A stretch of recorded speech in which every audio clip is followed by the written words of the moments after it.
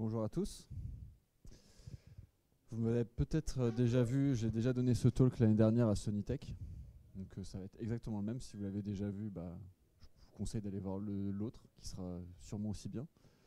On est en petit comité aujourd'hui. La première question que je vais vous poser, c'est est-ce que vous avez déjà participé à une migration technique? Ouais. Sur plusieurs mois? Ouais. Est-ce que vous êtes allé jusqu'à la mise en production? Ouais. Sans problème? Non? Bon, voilà. On est bien d'accord. On est bien d'accord. C'est des sujets qui font peur à tout le monde, mais qui sont parfois nécessaires. Pour le business, c'est important de toujours structurer son architecture, ses fonctionnalités pour qu'on puisse scaler et au fur et à mesure, les contraintes sur nos systèmes vont évoluer. Donc nous, côté tech, on a peur à chaque fois de se lancer dans des migrations techniques, de peur de faire d'accentuer les problèmes qu'on a déjà. Côté produit, côté business, eux, ils veulent plus de fonctionnalités. Et les clients, par contre, eux, veulent que ça soit stable. Peu importe ce qu'on fait derrière, il faut que ça soit stable. Je clique sur un bouton, ça doit marcher. Pendant cette session, on va voir ensemble un projet qui nous a pris plus de 2 ans. Alors vous allez voir, c'est long, mais on n'a pas fait que ça. Comment on a fonctionné sur comment on a fait ça sur notre fonctionnalité la plus critique, je vous décrirai ça juste après, sans régression ou vraiment des régressions très très mineures, mais toujours en continuant à faire évoluer cette fonctionnalité. Donc déjà, merci à tous d'être venus. On est en petit comité, je disais. Je m'appelle Florian, je suis Engineering Manager chez TIDS. Vous avez sûrement déjà entendu parler de cette société. N'hésitez pas à me rejoindre sur les réseaux sociaux si vous avez des questions, que ce soit en message privé ou venir me voir juste après la conférence, ce sera avec grand plaisir. On accueille aussi des stagiaires Polytechnique. Aujourd'hui, on va parler de plusieurs choses. D'abord, je vais vous présenter le contexte, c'est quoi cette fameuse fonctionnalité. Je vous présenterai un petit peu notre métier aussi chez TIDS. Quels sont les résultats qu'on a eus? Comme je le disais tout à l'heure, on est toujours en phase de migration, mais on a déjà des premiers résultats qui sont très satisfaisants et qui nous ont vraiment fait passer à l'échelle. On regardera les grandes étapes de cette migration et les leçons que nous on a appris et que si demain on devait refaire ce genre de projet, ce qu'on éviterait de faire ou ce qu'on voudrait faire de mieux. Disclaimer. Tout ce que vous allez voir ici, ça s'applique énormément à notre contexte, à notre organisation, avec les personnes avec lesquelles j'ai travaillé. Ça ne s'appliquera pas forcément dans votre contexte. Il y a peut-être des choses qui peuvent être applicables, d'autres qui le seront moins, que vous devrez adapter. Ce n'est pas une recette de cuisine ou de pâtisserie. On applique la recette et à la fin, on a le bon résultat. Alors, vraiment, c'est un projet sur lequel on a beaucoup expérimenté, on s'est adapté au fur et à mesure.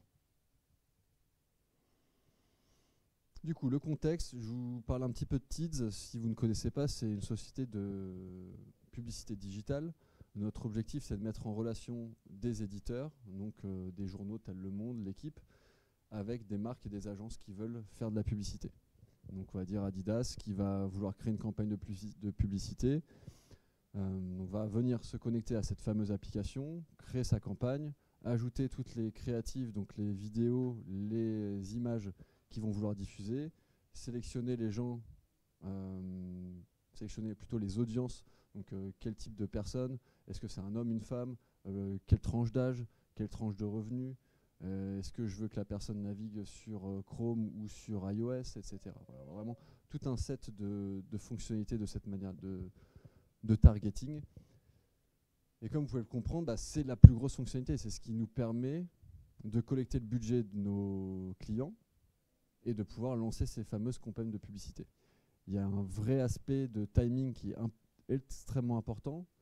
Si au moment où je clique sur sauvegarder la campagne pour pouvoir la lancer le lendemain, si ça ne marche pas, c'est tout ce budget-là qui peut être pas dépensé et donc la campagne qui va commencer beaucoup plus tard que prévu. Si je veux viser la finale de la Coupe du Monde et que ma pub elle est diffusée que 2 jours après, j'ai perdu tout l'intérêt. Donc là, on veut vraiment que ce truc-là, cette fonctionnalité fonctionne 24 heures sur 24 et 7 jours sur 7. À n'importe quel moment, je dois pouvoir créer une nouvelle campagne ou éditer une campagne existante. c'est plutôt clair là-dessus. C'est pas la seule fonctionnalité qu'on a aussi sur cette application. On a la possibilité de collecter toutes les métriques, donc le nombre d'impressions, le nombre de clics, et pouvoir générer des rapports. Ce qui va permettre de savoir si la campagne a bien performé ou pas, continuer à réutiliser notre plateforme pour pouvoir essayer de viser encore plus de personnes et avoir notre objectif, collecter beaucoup plus de budget auprès de nos clients. Donc si cette fonctionnalité ne fonctionne pas, bah, le client est déçu et va passer à autre chose. Il va dire bah, moi je n'ai pas envie d'utiliser Teads, je vais utiliser autre chose. On voit ici, je vous l'ai mis, c'est le nombre de campagnes qui sont créées depuis la création de l'application. Donc là on voit 2017, là je me suis arrêté à 2023, ça ne fait que grossir. On a commencé notre migration en fin 2021 et aujourd'hui on est à plus de 50 000 campagnes qui sont créées par an. On a vraiment changé de stratégie dans la société où initialement on était dans un modèle agence, c'est-à-dire qu'on créait les campagnes pour nos clients. Donc le client venait avec un brief, nous disait bah voilà, je veux faire 7 types de campagnes, je veux mettre tant de budget, je vous laisse gérer et vous me faites un rapport toutes les semaines. Vous comprenez bien que ce modèle-là, il ne peut pas passer à l'échelle parce qu'on a besoin de recruter de plus en plus de gens pour pouvoir gérer ces campagnes. Donc on est passé dans un modèle plus SaaS où les clients eux-mêmes se connectent à la plateforme et vont créer leur campagne. Donc il faut que ça marche. Quand c'est nous qui le faisons, on peut essayer de négocier en disant bon bah voilà, on n'a pas réussi à la créer là, on va la recréer dans 1 heure, le lendemain, etc. On arrive toujours à trouver une solution pour masquer un petit peu les petits problèmes de la plateforme. Là, avec ce passage à l'échelle, on ne peut plus faire ça. Et l'application est devenue au cœur de la stratégie de l'entreprise et c'est le point d'entrée de nos clients.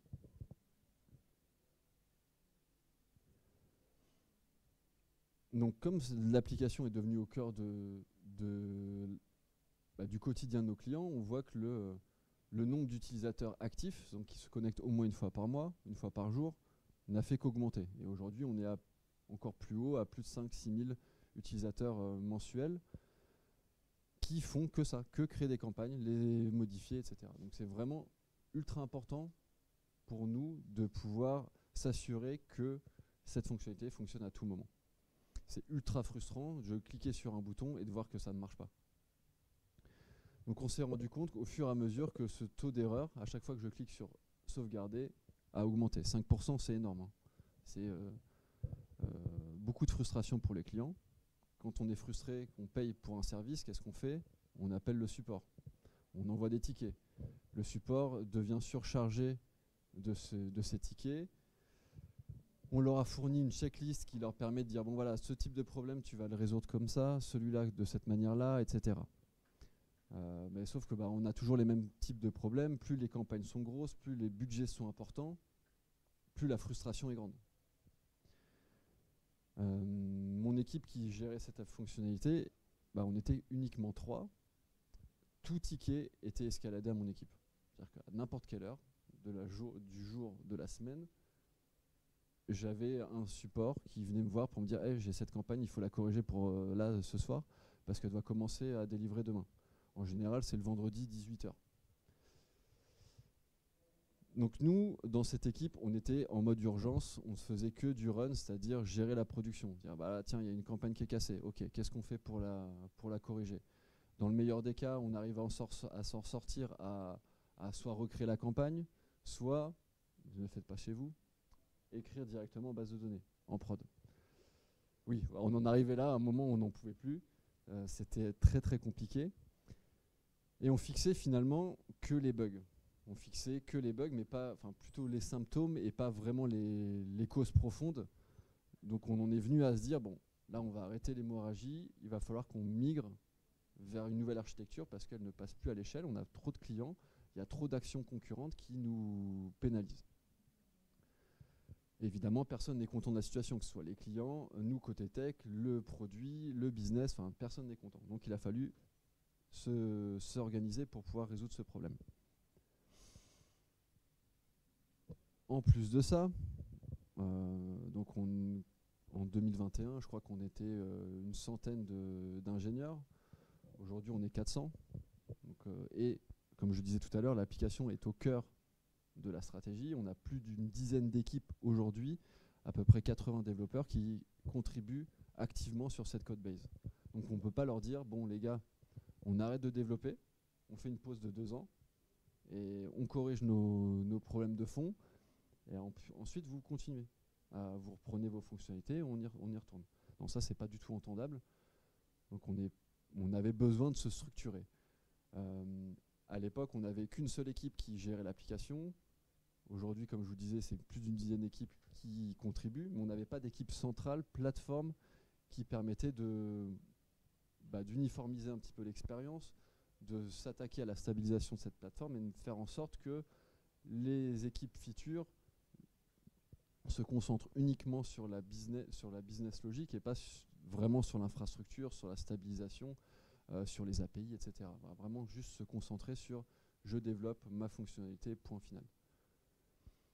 Donc on a créé cette équipe justement avec cette migration. On a commencé avec 3 personnes. Aujourd'hui, on est une dizaine de personnes où on touche à la fois au front, aux API et maintenant aux bases de données aussi, pour permettre à n'importe quel feature team de développer sereinement et de manière cohérente avec le reste, que ce soit côté back et aussi côté front.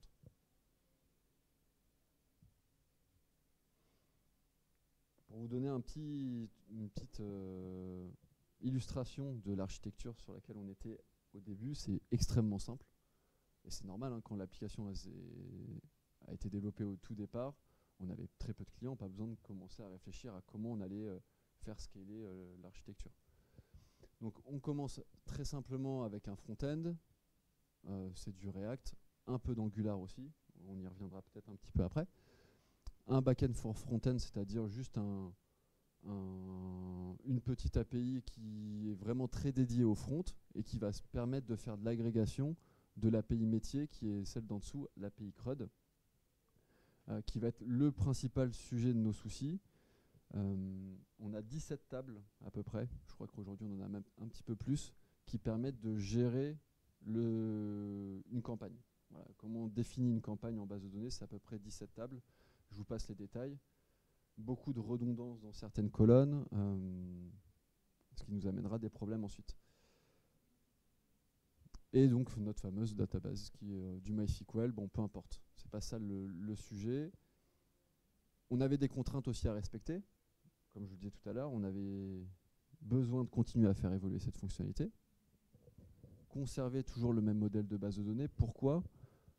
Parce que cette base de données, elle est aussi utilisée par tous les autres composants de notre plateforme. Pas uniquement de cette application, mais ce qui va permettre de faire des rapports, de vraiment livrer ces campagnes à nos clients, donc de les afficher dans les pages de nos clients, donc le monde, l'équipe, etc. On ne voulait surtout pas toucher à cette base de données parce qu'on risquait en plus de tirer beaucoup de dépendances. Donc on était vraiment figé là-dessus. Et enfin, on voulait éviter aussi un effet tunnel, un effet Big Bang, c'est-à-dire partir sur une migration de 2 ans. Vous allez voir, on est parti sur 2 ans, mais on a réussi à le faire de manière incrémentale et éviter de faire un effet Big Bang dans le sens où je pars de 0 et je fais ma migration, point final, et j'allume, c'est comme un interrupteur, j'allume, j'éteins, et on n'a pas moyen de revenir en arrière ou de faire de manière incrémentale. Évidemment, toute cette partie métier qui était codée là-dedans, c'est d'autres équipes qui les ont faites. Bon, nous, on n'avait aucune connaissance des règles métiers, donc il a fallu aussi apprendre ces règles-là. Donc je disais tout à l'heure, 17 tables, le back-end for front-end qui est juste un passe-plat. Donc en gros, le front-end finalement appelle le back-end for front-end juste pour avoir une couche d'authentification et finalement appelle l'API CRUD. Donc très simple. Le code métier dans le front, mauvaise idée. Je vous disais tout à l'heure, on a des données qui sont redondantes. Donc parfois, quand on a des grosses campagnes avec énormément de choses à insérer, on se retrouve avec des deadlocks. Pas ou peu de tests automatisés. On reviendra, évidemment, ça complexifie les choses, hein. Ne serait-ce que pour comprendre les règles métiers derrière, s'assurer qu'on ne fasse pas de régression quand on développe une nouvelle fonctionnalité. On avait aussi cette contrainte-là, On a une autre équipe plateforme plutôt orientée back-end qui, elle, nous a dit, bah voilà, cette API-là, on ne veut plus la supporter pour plein de bonnes raisons. Donc voilà, maintenant, voilà le nouveau schéma, il va falloir utiliser cette nouvelle API. OK. Donc une petite contrainte en plus.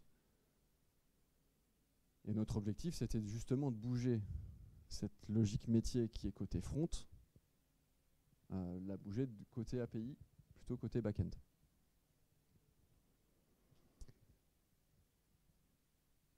Alors les premiers résultats, alors, je vous dis ça, c'était il y a à peu près 1 an maintenant, des améliorations significatives évidemment sur cette fonctionnalité, sur l'architecture en global. Pour vous donner un ordre d'idée, voilà, on est passé de 5% à 0,15% en taux d'erreur. Ça représente une amélioration de x30, donc c'est pas du tout négligeable. Qui veut dire moins d'erreurs, moins de clients mécontents, moins de tickets, et nous, on est moins surchargé justement à devoir faire ces corrections à la hâte en production souvent, et donc nous concentrer plus sur l'expérience des développeurs, continuer à améliorer la stabilisation de la plateforme, améliorer l'architecture, etc.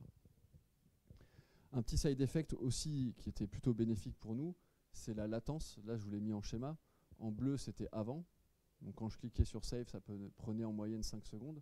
On est passé sous la seconde. On y reviendra plus tard, mais ça a eu un impact énorme sur nos clients. Parce qu'au début, quand ils cliquaient, ils nous disaient « mais ça marche pas ».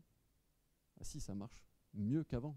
Avant, ils s'attendaient à ce que ça prenne 5 secondes, 10 secondes, et quand ils cliquaient, ça marchait instantanément. Ils disaient mais non, ça n'a pas sauvegardé, j'y crois pas.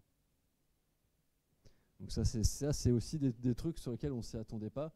On en reparlera tout à l'heure, mais sur la communication et comment on explique à des gens qui ne sont pas du tout techniques ce genre de sujets qui sont pour eux très techniques, finalement peuvent avoir un impact aussi fonctionnel, même si on n'a pas touché du tout à la fonctionnalité.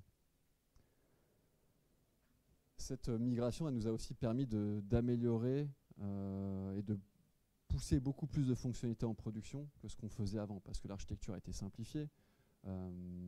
Les développeurs, on n'avait plus qu'une seule source de vérité, elle n'allait plus aller voir dans le front, dans le back-end for front-end, dans l'API, dans la base. Maintenant, toutes les règles métiers sont au même endroit. Ça a énormément simplifié les choses. On va attaquer dans le dur, du coup, maintenant la démarche. J'ai expliqué quelques grandes étapes. N'hésitez pas à la fin de la session, si vous avez des questions, ou venir me voir si vous voulez que je précise certains aspects. Première chose, qui pour moi est une des choses les plus importantes et qu'on continue toujours à faire, et d'autant plus dans des grosses équipes où aujourd'hui on est à peu près 400 ingénieurs, on ne peut pas avoir la maîtrise de tout, de toute la stack, de toute l'architecture, de tous les composants. Mais par contre, ce qu'on peut faire, c'est expliquer notre vision de ce qu'on veut faire. C'est quoi le problème initial? Donc c'est un document qui va prendre 5, 6, 10 pages en fonction de la complexité du problème. On va expliquer tout le contexte, que ce soit un contexte produit, un contexte technique. Quels sont les problèmes qu'on veut résoudre? Quels sont ceux qu'on ne veut pas résoudre dans ce document? Quelles sont les solutions qu'on a étudiées? Donc en général, on va prendre 1, 2, 3 semaines en fonction de la complexité aussi du problème pour rencontrer d'autres équipes, essayer de comprendre les impacts, étudier des solutions, faire des POC s'il y a besoin. On sélectionne une solution, une ou plusieurs solutions, on explique pourquoi on a sélectionné celle-ci, ce qui nous permet aujourd'hui, 4 ans après, de revenir sur ce document et se dire « Ah bah voilà, oui, on avait pris cette décision à ce moment-là pour telle et telle raison, maintenant est-ce que je veux continuer dans cet ordre d'idée ou au contraire, on veut passer à autre chose ?» Donc ça nous permet aussi d'avoir de la traçabilité sur quelles décisions techniques on a prises, à quel moment, dans quel contexte. Comme je disais, on rencontre aussi les autres équipes pour comprendre quels impacts ça peut avoir notre solution ou un changement d'architecture, quelle dépendance. Est-ce qu'on va demander aussi à d'autres équipes de contribuer sur tel et tel composant qui devra aussi évoluer. Quelle stratégie de test on veut mettre en place, comment on va déployer cette solution et donner après un aspect planning, un aspect coût. Voilà. Donc on essaie de décrire tout ça. On envoie de manière publique à toute l'entreprise en disant bah voilà, j'ai prévu ce projet-là. Donnez-moi vos feedbacks, on prend 1 semaine, 2 semaines, on en discute. Souvent, on a des bonnes idées qui nous viennent, on est challengé, ah bah tiens, on avait oublié ça, et on arrive avec un document beaucoup plus clair et un planning, un séquencement des étapes beaucoup plus intéressant, et en tout cas validé aussi par toute l'engineering, ce qui permet aussi de donner un engagement ultra fort quand on publie quelque chose. Bah, ça nous commit vraiment à dire voilà, c'est transparent, voilà ce qu'on a prévu de faire pour telle date. Ça donne vraiment un engagement fort sur ce type de projet. Et ce qui permet aussi de communiquer beaucoup plus largement sur voilà ce qu'on est en train de faire, quel type d'impact ça peut avoir et quels sont les risques. La première chose qu'on a faite, en tout cas la première chose que je ferai maintenant pour tout type de projet, c'est ça. C'est commencer par monitorer déjà l'existant. C'est quoi la situation actuelle?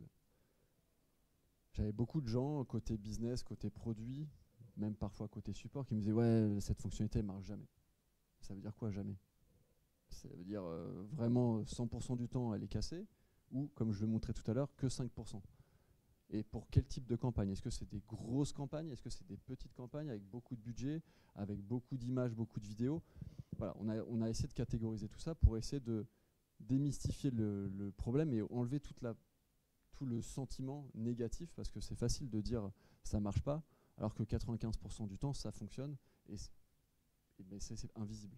En fait, quand ça marche, c'est normal. Quand ça marche pas, là c'est là où on en vient à être beaucoup plus dans l'exagération, etc.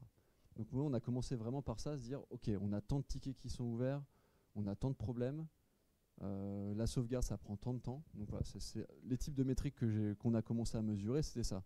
Le taux d'erreur, la latence, le nombre d'appels API, parce que vous verrez tout à l'heure que c'est un des gros sujets qui nous a fait faire cette migration.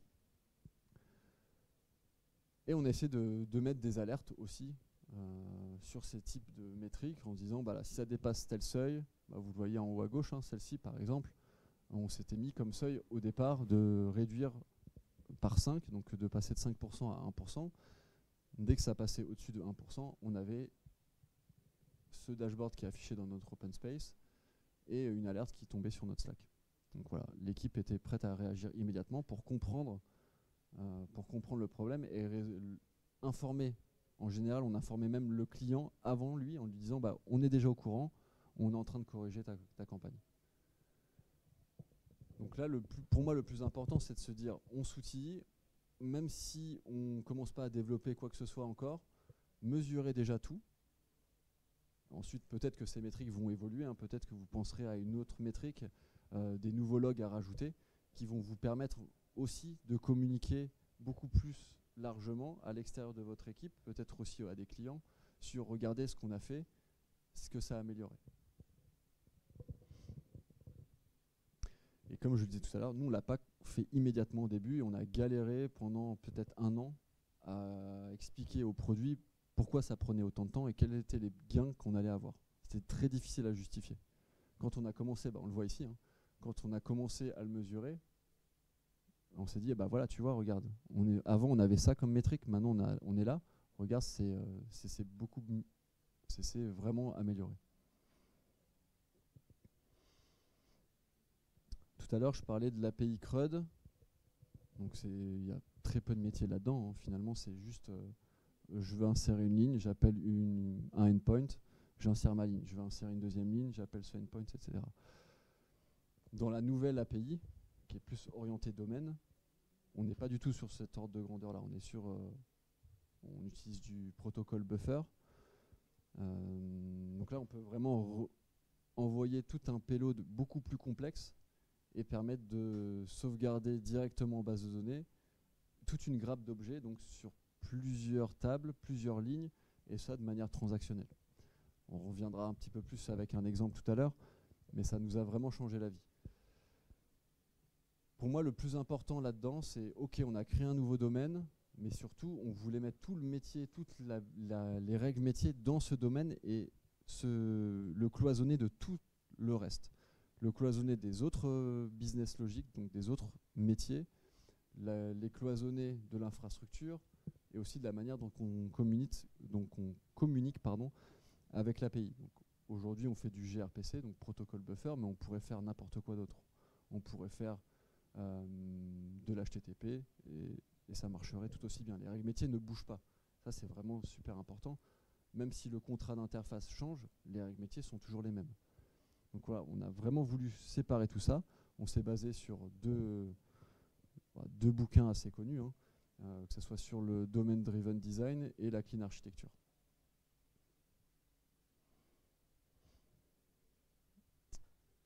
Je vous ai mis ici un exemple. Donc, tout à l'heure, je disais, on ne veut pas faire d'effet Big Bang, on veut y aller de manière incrémentale. On veut résoudre les problèmes les uns après les autres. Le plus gros problème qu'on avait, c'était des deadlocks en base de données. Je vais vous expliquer pourquoi on avait ce problème-là. Et on a essayé de résoudre problème après problème. Ce qui nous a permis aussi, une fois qu'on avait fait une première étape, de se dire, bon bah voilà, on arrête ce sujet de migration, on passe à un autre sujet qui est un petit peu plus fun, on va développer une nouvelle fonctionnalité.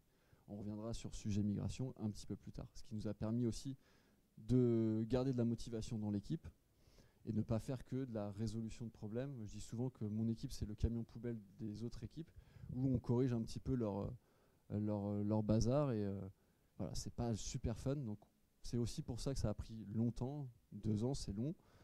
Mais c'était pas 2 ans sur la migration. Alors, l'exemple que je vous mets ici, c'est on a une campagne. Une campagne, on peut la diviser en plusieurs lignes. Disons, c'est une manière de segmenter notre campagne. Donc, on va dire, je vais faire une ligne pour la France, une ligne pour les UK, une ligne pour les US. Ce qui va me permettre, moi, en tant qu'utilisateur, de mieux comprendre comment je veux targeter ou viser des populations différentes. Parce que tu ne vas pas mettre les mêmes vidéos, tu ne vas pas mettre les mêmes images, tu ne vas pas mettre les mêmes informations si tu vises un public français d'un public américain, par exemple. Donc on a une campagne qu'on va diviser en plusieurs lignes. Chaque ligne va avoir des créatives, donc c'est des images, des vidéos. Jusque-là, très simple. On peut associer la même créative à plusieurs lignes. Donc on peut avoir la créative A et la créative B qui sont assignées à la ligne 1 et la créative B qui est assignée à la ligne 2 comme la créative C. Quand on va vouloir écrire en base de données, donc je vous ai mis à côté, hein, c'est vraiment 3 tables. On va d'abord écrire la créative A ici, la créative B ici, la créative C ici. Et on va avoir une table de jointure qui va nous permettre de matérialiser ce lien. C'est là qu'on va avoir des problèmes. Donc on fait 4 calls, comme c'est une API CRUD, on a un endpoint pour la campagne, un endpoint pour les lignes, un endpoint pour les créatives. Donc dans notre cas ici, on va aussi avoir un endpoint pour sauvegarder cette association. Donc on va faire 1, 2, 3 et 4 calls. Sauf que quand on écrit cette association, parce que dans une ligne, on peut mettre des créatives que du même type. On peut mettre que des vidéos ensemble ou que des images ensemble. Et pour s'assurer de ça, à chaque fois, on vérifie ici que dans la ligne, j'ai bien mis vidéo ou image. Donc quand je vais faire A, je vais vérifier, et si ce n'est pas le cas, j'écris.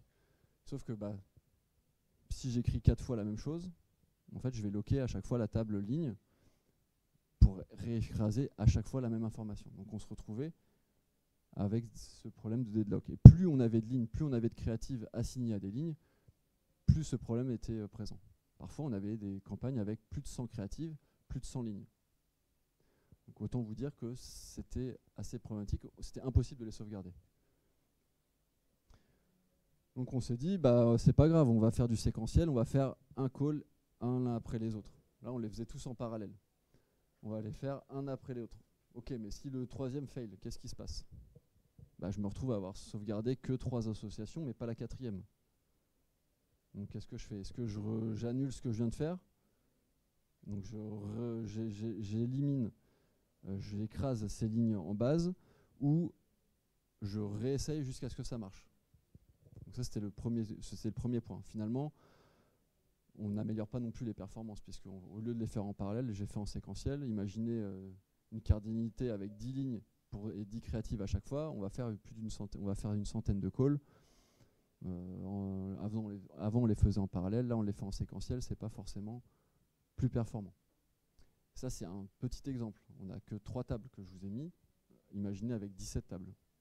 C'est les mêmes problématiques à chaque fois. On s'est dit, bah non, on va faire un seul call.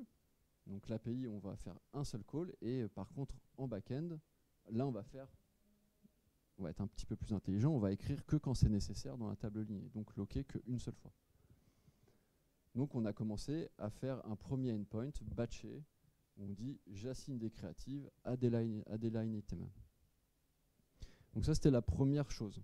Et on a essayé de répliquer ce même schéma sur chaque use case qu'on avait. Sauvegarder des lignes, sauvegarder des créatives, sauvegarder des prix, sauvegarder des associations de targeting, enfin d'audience, etc.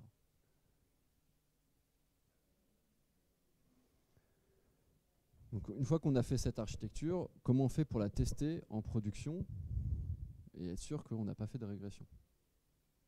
Donc on a imaginé un système qu'on a appelé double run avec dry run mode. Alors vous allez voir, c'est pas très compliqué. Le but, c'est que ça n'ait aucun impact pour l'utilisateur. Ça nous permet de prendre le temps d'explorer les use cases. Comme je disais au début, c'est pas nous qui avons codé toute la logique. C'est des personnes qui sont peut-être même plus dans la société, mais on ne les connaissait pas, toutes ces règles. On sait pas, c'est assez compliqué, il y a beaucoup de use cases possibles. On voulait être sûr qu'on n'ait pas loupé certains use cases. Donc ce qu'on s'est dit, on va les tester en production. On ne va pas faire tourner en visuel. Enfin, le client ne verra pas la nouvelle fonctionnalité, il sera toujours sur l'ancienne. Mais on va faire tourner en fond la nouvelle fonctionnalité et collecter des infos pour savoir si oui ou non ça marchait. Pour le client, lui, ça ne change rien. Il est toujours sur l'ancienne version. Nous, ça nous permet de loguer tous les use cases, tous les cas d'usage qui ont été, enfin, en gros, tous les chemins du code qui ont été utilisés, et savoir si on les a bien recodés ou pas. Est-ce qu'on en a oublié certains? Évidemment, on en oublie. Donc ça nous a permis de faire ça. Comme on a logué tout, ça nous a permis de monitorer les résultats. Donc je vous explique en détail comment on a fait. Donc le front-end appelle l'ancienne version, mais aussi la nouvelle version. Par contre, si ça fail, on ne remonte pas l'erreur au client. Lui, en gros, c'est comme si on disait bon, bah, je lance la requête sur le nouveau système, je n'attends pas la réponse. Ça tourne en background et puis voilà. Mais par contre, je veux surtout pas que ça commit en base de données. Parce que si j'ai les deux versions qui écrivent la même chose, on va avoir un problème. Donc c'est ça le fameux dry run. On lance uniquement les règles de validation métier. Donc finalement, comme je vous ai dit tout à l'heure, elles étaient ici. On les a toujours gardées là, mais on les a réimplémentées ici pour vérifier que ce qu'on avait implémenté là, ça, quand lui donne OK, lui, il faut qu'il donne OK aussi. Et inversement, si lui fail, il faut que lui aussi fail. Voilà, qu'on ait une cohérence entre les deux. Donc, par contre, on lançait les règles de validation, on faisait semblant d'écrire en base de données, mais on ne faisait pas le commit à la fin de la transaction. Voilà, tout simplement. Mais voilà, c'était juste, ça nous permettait juste de valider que oui, on avait bien des erreurs quand il fallait en avoir, ou ça passait quand c'était bon. Mais ça ne nous permettait pas de savoir si oui ou non on allait sauvegarder la même chose et si on avait bien respecté les règles métiers à la lettre. Donc on en vient à comment on a pu tester qu'on n'ait pas fait de régression.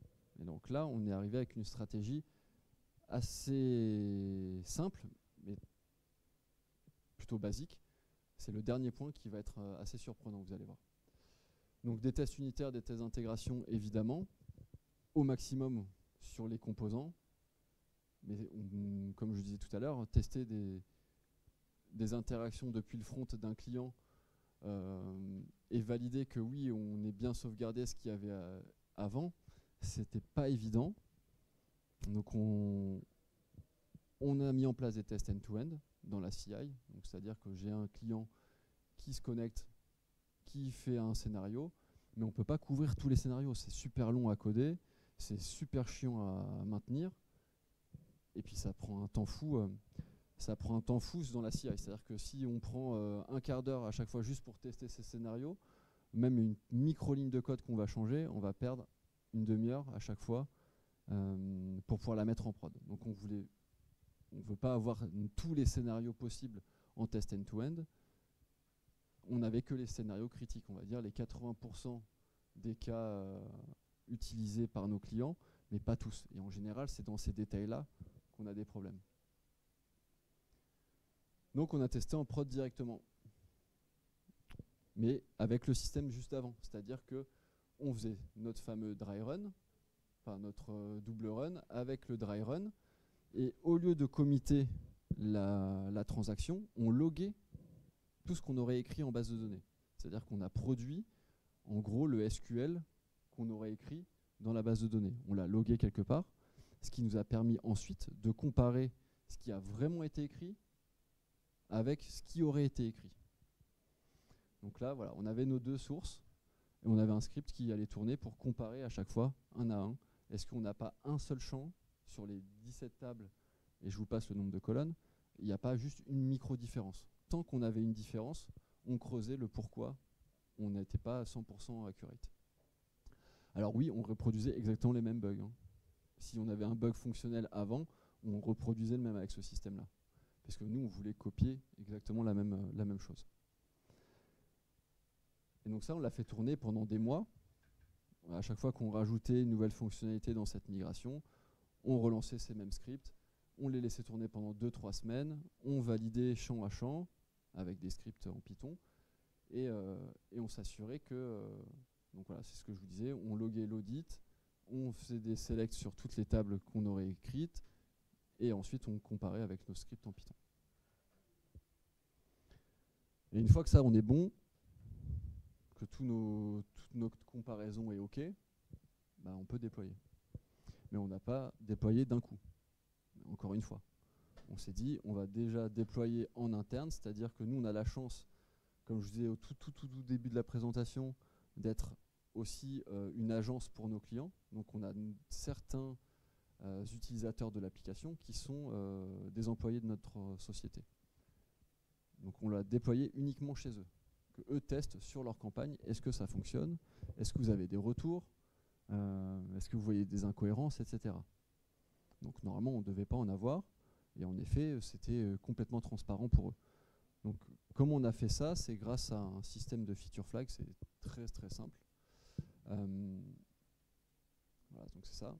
Un système de feature flag qui nous permet d'activer ou non la fonctionnalité à un set d'utilisateurs. Dire je veux 5% des utilisateurs, ou je veux que les utilisateurs français, ou je veux que les utilisateurs TIDS, etc. Donc là, on a cette possibilité-là d'ouvrir uniquement cette fonctionnalité à un nombre d'utilisateurs défini.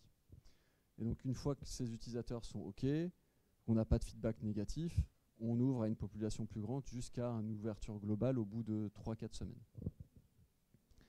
Ce qui nous permet aussi de revenir en arrière si jamais on a un problème. S'il y a un client qui se plaint d'un coup, hop, on revient en arrière, juste en désactivant cette fonctionnalité, sans avoir à redéployer du nouveau code. Donc ça, on était beaucoup plus serein de cette manière-là que juste dire, OK, je merge ma PR, ma grosse PR de X lignes de code, et je croise les doigts pour que ça passe. En fait, chaque développement était déployé quasiment tous les jours, mais pas visible de nos clients. Le premier point que j'ai oublié de mentionner, c'est la communication. En interne, le sujet était plutôt connu. En externe, pas du tout. On s'était dit, c'est une migration technique, les clients ça ne va pas les impacter. Et ben, je vous donnais l'exemple de tout à l'heure, quand ils cliquaient sur Save, ça prenait 5 fois moins de temps, 8 fois moins de temps. Bah justement, il y a eu des tickets qui ont été remontés. Ah, mais je comprends pas, je crois que ma campagne n'a pas été sauvegardée. Même quand je fais refresh, tout est bien affiché, mais c'est bizarre, d'habitude c'est plus long. Donc on avait oublié de communiquer que migration technique était réalisée et pourquoi on l'avait faite. Donc si demain je devais le refaire, je me baserais à la fois sur les métriques qu'on a mesurées au tout départ, les améliorations qu'on a faites et expliquer aussi qu'est-ce que ça peut comment le produit, comment le reste de l'applicatif va bénéficier aussi de cette nouvelle architecture, pour expliquer que c'est normal de faire vivre l'architecture, on est arrivé à un niveau d'échelle qui est complètement différent et qu'il faut retravailler ces aspects-là. Le dernier aspect, on a suivi tous les incidents. Donc, quand on a déployé, on avait notre système de tickets sur lequel on mesurait le nombre de tickets qui étaient créés, le temps que ça nous prenait pour résoudre, etc. Ça, c'était sur le plan. Mais en réalité, on a peut-être eu 2-3 tickets maximum qui nous ont pris moins d'1 heure à résoudre. Donc on avait mis ça en place en se disant, bon, ça fait peur à tout le monde, on va le mettre en place, tout le monde pourra y accéder et pourront suivre les tickets. Mais finalement, on n'en a pas eu tant que ça. Et c'était super simple à résoudre.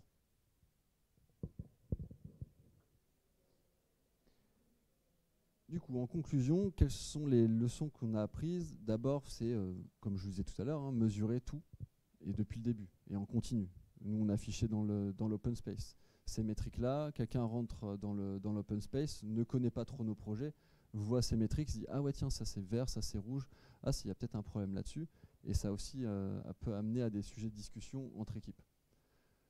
On a défini la vision technique finale, pas forcément dans les détails ultra précis, mais au moins on connaissait vers où on voulait aller. Les grands principes, je vous les ai décrits. Et l'objectif, c'est de se faire challenger aussi par les autres équipes. On a automatisé un maximum de choses, que ce soit dans les déploiements, dans les tests, dans le monitoring. C'était ultra important, ce qui nous a permis de nous décharger sur beaucoup de tâches. On a déployé progressivement, mais ça on le fait pour n'importe quelle fonctionnalité aujourd'hui. C'est-à-dire qu'on a tout un process à suivre de j'ouvre en interne, j'ouvre que à quelques pays et ensuite j'ouvre globalement. Ce qui nous permet de collecter du feedback aussi auprès de nos clients sur n'importe quelle fonctionnalité et de revenir en arrière si jamais quelque chose se passe pas bien. Communiquer, voire surcommuniquer, c'est quelque chose que j'ai pas du tout fait suffisamment. On venait souvent me voir, surtout côté produit, en me disant mais c'est long, qu'est-ce que vous êtes en train de faire, je comprends pas. En fait, expliquer sans métrique, c'était quasi impossible. Anticiper en allant chercher les feedbacks et les informations sur les fonctionnalités à venir. Comme je disais tout à l'heure, on n'a pas voulu couper les fonctionnalités, mais ça veut dire qu'on a dû redévelopper, quand les autres équipes développaient une fonctionnalité, développer sur l'ancienne version.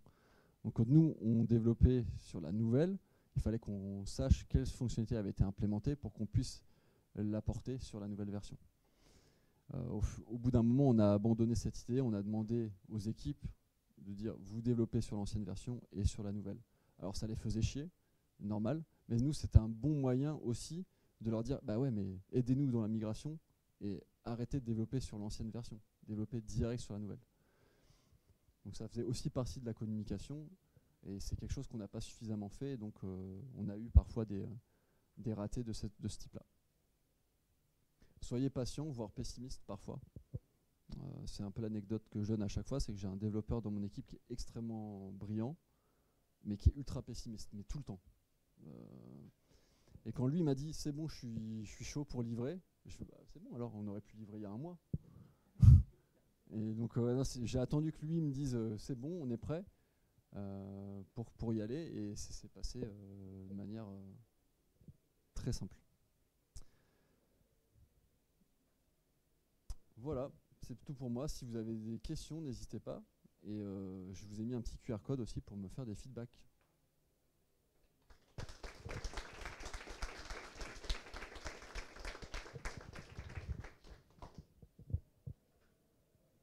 Est-ce que vous avez des petites questions?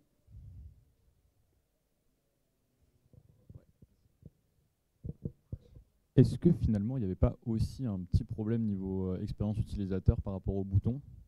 Parce que si vous avez eu autant de retours qui disaient que ça marchait pas, mais qui ne savaient pas si ça marchait pas, ou qui ne savaient pas si ça avait finalement marché, c'était aussi parce qu'il n'y avait pas de loader particulièrement ou de retour sur sauvegarde. Ouais, c'est un très bon point. En effet, oui, quand il y avait une erreur, il y avait écrit Something went wrong, please contact de support. Voilà. Donc évidemment, il le faisait. Et donc on a changé ça aujourd'hui. Il y a un petit loader qui s'affiche. Si jamais il y a une erreur, on explique quelle est l'erreur vraiment.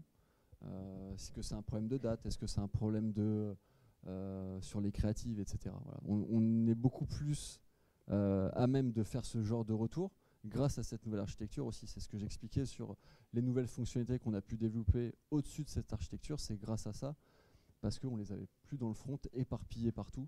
On les avait à un seul endroit et c'était facile pour nous de dire c'est cette règle qui a pété, donc on remonte un message d'erreur explicite.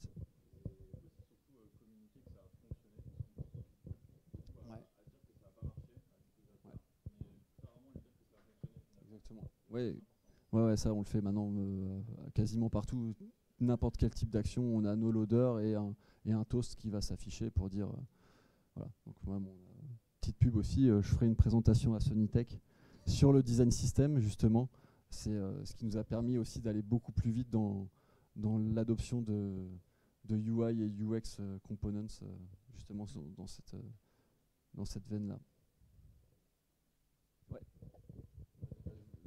Je vais la répéter. Alors au niveau des audits, est-ce qu'on utilise des choses en particulier? La partie legacy, je dirais, c'était simple, c'était de l'Elasticsearch. En fait, chaque commande qui était appelée, elles sont stockées. Donc le payload et le retour est stocké dans Elasticsearch, ce qui nous permettait, nous, juste avec les clés, les ID, de retrouver ce qui a été sauvegardé et pouvoir le comparer avec ce qu'on aurait sauvegardé. Après, c'est un script Python tout simple.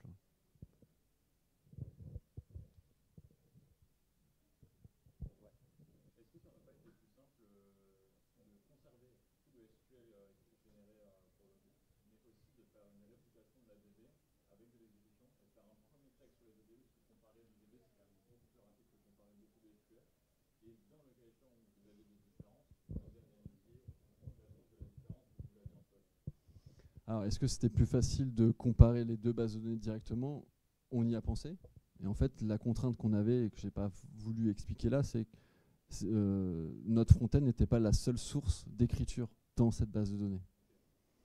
Donc, il aurait fallu écouter tout et potentiellement avoir des lags, des replication lags qui nous auraient posé des problèmes. Là, on faisait tout en synchrone, quoi. Ouais, donc on avait ces contraintes-là aussi.